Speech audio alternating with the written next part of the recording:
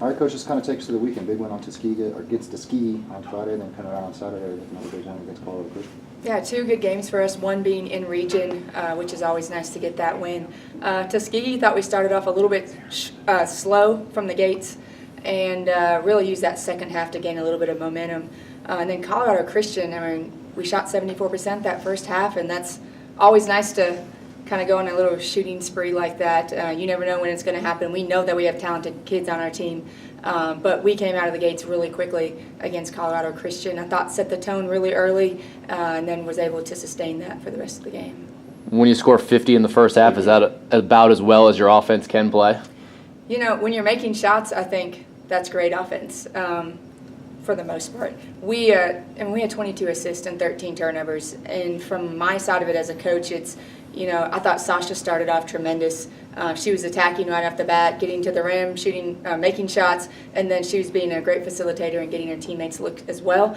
And I thought she really individually set the tone for that entire game. But shooting 74%, like I said, you can't. That's not going to happen every night. It's special when it does. But we did come out on fire early on.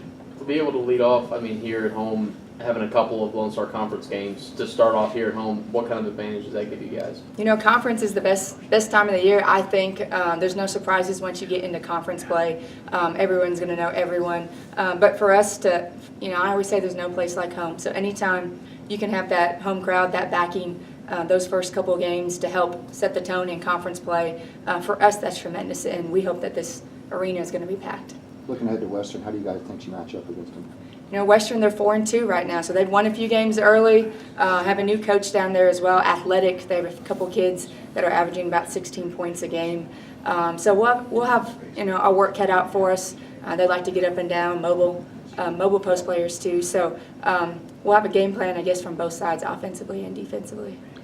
You enter conference play 5-1, I believe, overall. Are you happy with where your team's at right now? We're taking steps in the right direction. Every week I think we're getting a little bit better. You're able to see some of our players that are just beginning to play the game of basketball and not overthink too many different things on the court. So I thought like Sydney had a really good weekend for us. We're seeing her really blossom and come out and play. But you know, we're moving forward. Is it where we want to be? Absolutely not. Do we need to continue to get better? Yes. But we are taking steps in the right direction. When you have so many games at home, is it important to take advantage of that? Absolutely. You definitely want to win at home, and you got to win some on the road as well, but the home is where you got to start, and you got to make sure you're taking care of business at home and protecting that home court. When Maddie Wild steps out and knocks down those threes, is that something that she's been working on in her game, or are you cringing at every time she's putting it up from out there?